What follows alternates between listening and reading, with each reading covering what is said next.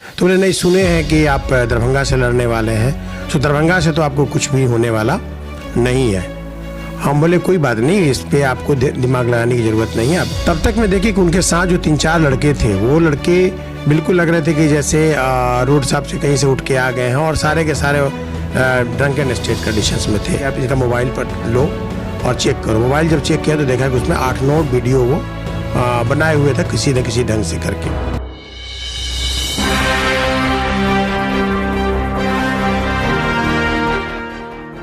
नमस्कार, बिहार मिथिला न्यूज में आपका स्वागत है। मैं हूं मनोज।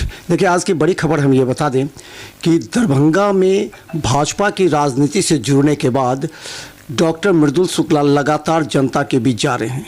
उन क्षेत्रों में जा रहे हैं जहां जनता के पास कोई ऐसे नेता नहीं पहुंचे जो उनकी समस्या से रूबरू हो। लगातार कंबल का भी वितरण करें, उनकी समस्या के लिए चिकित्सीय सुविधा भी उपलब्ध कराएं।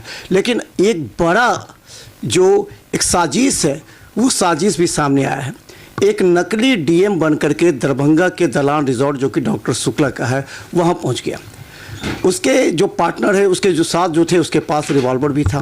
पूरी घटना क्या है ये समझिए, क्योंकि चुनाव से पहले ही क्या साजिश की बू आ रही है, हम इस पर जानेंगे। उसके बाद फिर हम जो प्रशासनिक अधिकारी हैं उसका भी बयान लेंगे। क्या लगता है कि दलान रिजॉर्ट में कुछ लोग आए थे, क्या घटना हुई थी, कैसे वो ठहरे थे? नहीं, मेरे यहाँ ठहरे नहीं थे। कल कुछ सांस्कृतिक कार्यक्रम वहाँ पे था। उस सांस्कृतिक कार्यक्रम में मेरे कुछ नज़दीकी आदमी भी आए हुए थे वहाँ पे गेस्ट के रूप में। मैं भी बिरौल से कार्यक्रम को संबोधित करके वहाँ से मैं वापस आ रहा था। उसी क्रम में मैं वहाँ गया उन लोगों से मिलने। कार्यक्रम उस समय चल ही रहा था।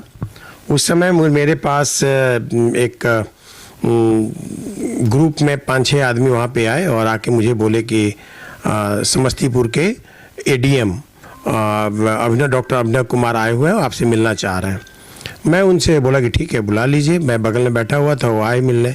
मैं उनको बैठाया अपने साथ ही अपने एक सोफ़ा पे, और बातचीत होने लगी। बातचीत होने के क्रम उन्होंने मुझे बोला कि डॉक्टर साहब आप जरा अपना नंबर शेयर कर दीजिए। तो मैंने उनका अपना नंबर उनको शेयर किया। उसके बाद उन्होंने बोला कि डॉक्टर साहब सुने आप इलेक्शन लड़ने वाले हैं, कहाँ से इलेक्शन लड़ने वाले हैं? हम बोले आपको इलेक्शंस के पार्ट से ध्यान नहीं रखने की ज़रूरत है। आप जिस कार्यक्रम में आए हैं कार्यक्रम को देखें, और मेरी राजनीतिक करियर के विषय में आप चर्चा ना करें तो बेहतर होगा। तो बोले नहीं, सुने हैं कि आप दरभंगा से लड़ने वाले हैं, तो दरभंगा से तो आपको कुछ भी होने वाला नहीं है। हम बोले कोई बात नहीं, इस पे आपको दिमाग लगाने की ज़रूरत नहीं है, आप इस चीज़ को छोड़ दीजिए। तब तक मैं देखी कि उनके साथ जो 3-4 लड़के थे, वो लड़के बिल्कुल लग रहे थे कि जैसे रोड साहब से कहीं से उठ के आ गए हैं, और सारे के सारे ड्रंक एंड स्टेट कंडीशंस में थे। तो मैंने थोड़ा सा शक जाहिर किया उन लोगों के ऊपर। मेरे जो बगल में पीए थे और जो मेरे साथ मेरे सेफ्टी कंसर्न में लगे हुए थे लड़के लोग, उन लोगों को मैंने बोला कि तुम थोड़ा इंक्वायरी करो। उन लोगों को इशारा किया। वो लोग देखे तो उनके साथ जो लड़के आए थे, वो लोग कभी स्टेज का फ़ोटो बना रहे हैं, कभी किसी का फ़ोटो, और फिर उसको बार बार उस फोटो को मेरे साइड से घुमा देते थे। तो मुझे लगा कि फ़ोटो या किसी का भी रिकॉर्डिंग करने का तरीका ये ठीक नहीं है। मुझे लगा कुछ संदेहास्पद लगा। तो मैं उन लोगों को तुरंत इंस्ट्रक्शन दिया कि आप इसका मोबाइल पर लो और चेक करो। मोबाइल जब चेक किया तो देखा कि उसमें 8-9 वीडियो वो बनाए हुए थे किसी न किसी ढंग से करके। तो मैं तुरंत इमीडिएटली उसको मोबाइल को स्नैच करवाया अपने स्टाफ को बोल के कि उसका स्नैच करो वीडियो। और वो एडीएम के पास भी जो वीडियो था उसके मोबाइल में भी ऑलरेडी 1-2 वीडियो किया हुआ था। तो मैं उस बोला कि पहले इसको लो मोबाइल, और इसको लेकर बाहर जाके चेक करो कि क्या है, और इसको डिलीट करो, फिर हम आते हैं। तो फिर मैं बाहर गया। वहाँ जाने के बाद मैं सोनकी थाना को खबर किया। वहाँ से वो लोग आए। उसी क्रम में वीडियो बनाने के क्रम में ही संदेहास्पद तब स्थिति आई कि एक लड़का को, एक राहुल कुमार करके एक लड़का था, जिसको वो अपना एडीएम साहब अपना पीए बता रहे थे। वो पीए के वीडियो बनाने के क्रम में उसके कमर में एक पिस्टल देखी गई। तो हम लोग उसको भी स्नैच करने की कोशिश की कि पकड़े उसको, लेकिन पकड़ने के क्रम में वो वहाँ से वो और 2 लड़का और था, वो दोनों 3 भाग गया। क्योंकि बहुत अटेंटिव हम लोग वहाँ पे थे नहीं, लेकिन ये 4 लड़के मेन जो थे, इन लोग पकड़ाए, उन लोगों को बैठाया गया। तो पहले तो बोले कि नहीं हम एडीएम है, फिर बाद में बोला कि मेरे पिताजी एडीएम है, मैं अभी स्टडी लीव पे हूँ। फिर उसके बाद बोला कि जो नहीं, सो हम दरभंगाई के रहने वाले हैं। बाद में जब पता लगा तो हम लोगों ने जैसे सोनकी थाना को इन्फॉर्मेशन दिया, तो वहाँ से सोनकी थाना की गाड़ी ऑलरेडी रिसोर्ट में उस समय आई हुई थी। तो उसके जो जितने भी वहाँ के सिक्योरिटी के पर्सन्स थे, वो लोग तुरंत पहुँचे वहाँ पे।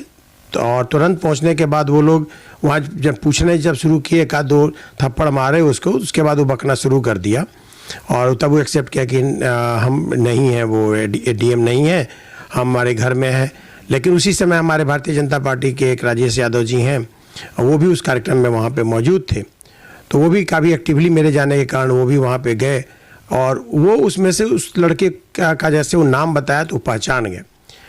जबकि इस कार्यक्रम से पहले वो कोतवाली थाना में राहुल जी जो हैं यहाँ के इंचार्ज, इनको भी एक दिन पहले वो फ़ोन किया कि हम अभिनव कुमार बोल रहे हैं और मुझे एस्कॉर्ट चाहिए।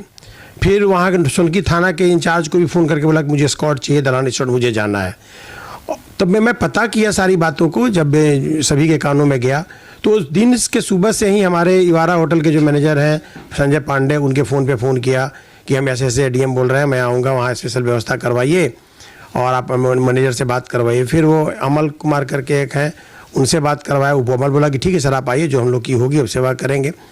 तो बोला कि हमारा वीआईपी सेवा करेगा, मेरा आगे सोफ़ा लगवा दीजिएगा, ये करिएगा। तो खैर उन लोगों में हम लोग को बहुत प्रॉब्लम नहीं होता, हम लोगों ने उन सारी काम को किया। लेकिन संदेहास्पद कंडीशन ये हो गई कि उसके कमर में वो पिस्टल का होना। दूसरा बात हो गया कि वो वीडियो जहाँ तहाँ का बना रहा था और बार बार वो स्टेज के कंपोनेंट्स को लेकर फोकस्ड कर रहा था, वहाँ पे जो कुछ प्रोग्राम चल रहा था उसको लेकर। और तीसरा कंसर्न था वहाँ पे कि वो वीडियो के कंपोनेंट्स को लेकर कहीं ना कहीं कुछ कुछ भेज रहा था वो। तो हम लोग उसी पे शक हुआ।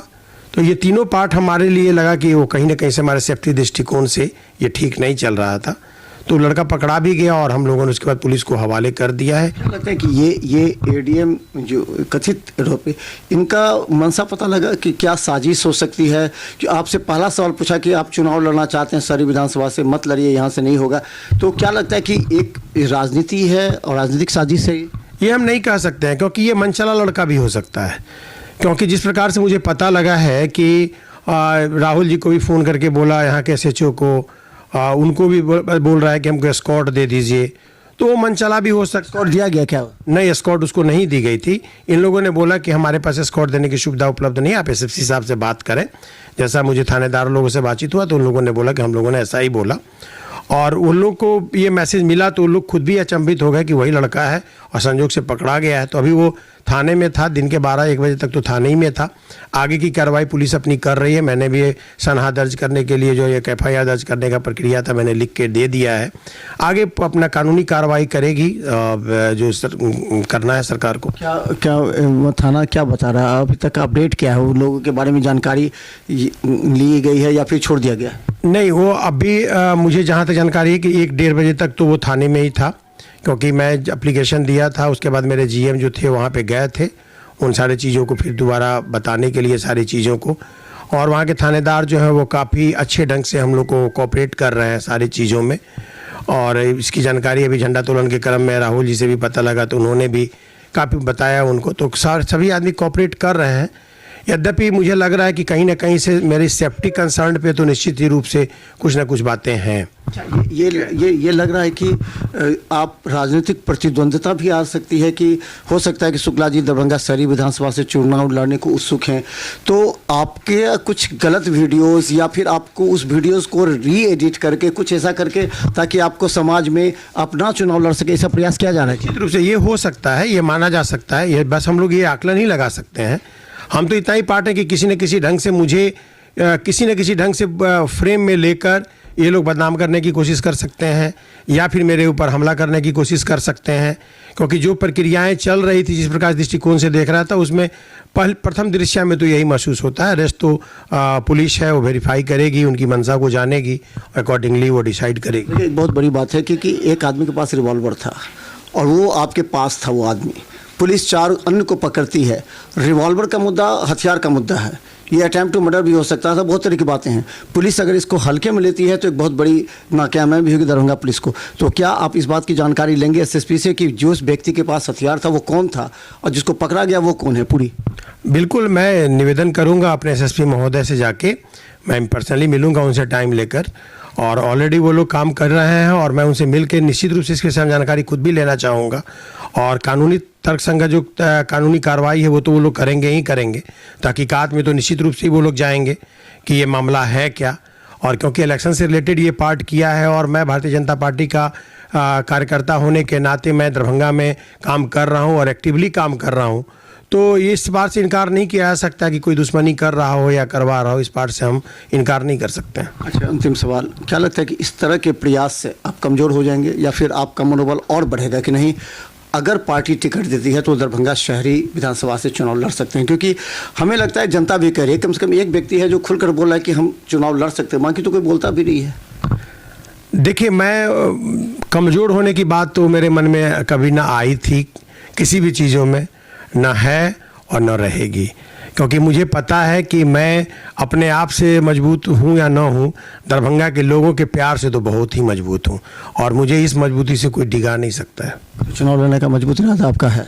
अगर हमारी पार्टी हमको अगर उस चीज़ के लिए चयनित करती है और मुझे मौका देती है तो मैं बिल्कुल पूरे बल धल के साथ मैं लड़ूंगा। और आपको सावधानी रहने की आवश्यकता होगी जिस तरह के आप षड्यंत्र देख रहे हैं।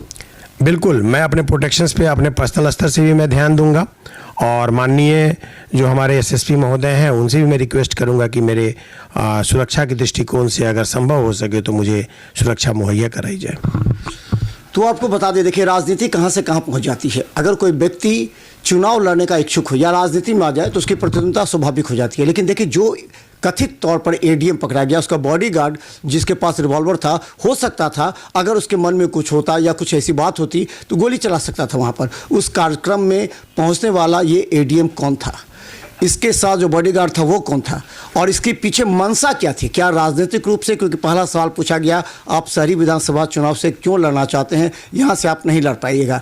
निश्चित तौर पर ऐसा लगता है कि शहरी विधानसभा ही केंद्र बिंदु है इस साजिश में। दरभंगा पुलिस के लिए चुनौती है ऐसे व्यक्ति को पकड़कर समाज के सामने लाना, वरना आने वाले समय में एक राजनीतिक हार होगी और ये पुलिस प्रशासन पर काला धब्बा होगा। देखते रहिए बिहार मित्र न्यूज़, यूट्यूब पर सब्सक्राइब कीजिए, GTPS सिटी केबल चैनल पर 24 घंटे मौजूद हैं हम। धन्यवाद।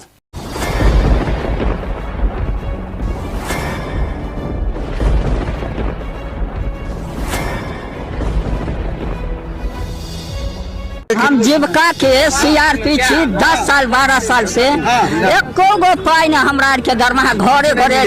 संदेश देता है कि या प्रशासनिक अधिकारी सही तरह से एक्टिव नहीं है या फिर नीतीश सरकार कंट्रोल नहीं कर पा रही है। ये सरकार में कमी है जो सर, सरकार जो कंट्रोल नहीं कर पाती है सर, बाकी जो भी है सब एक ही तरह। मनोज बाबू, आप फटे दूध से छाली निकालने वाले लोग हैं, ब्रेकिंग न्यूज के मास्टर हैं। गरीब का ये सब गरीब का है ही नहीं। शासन सत्ताकार आदमी है, ये सब बर्बाद कर दिया बिहार को।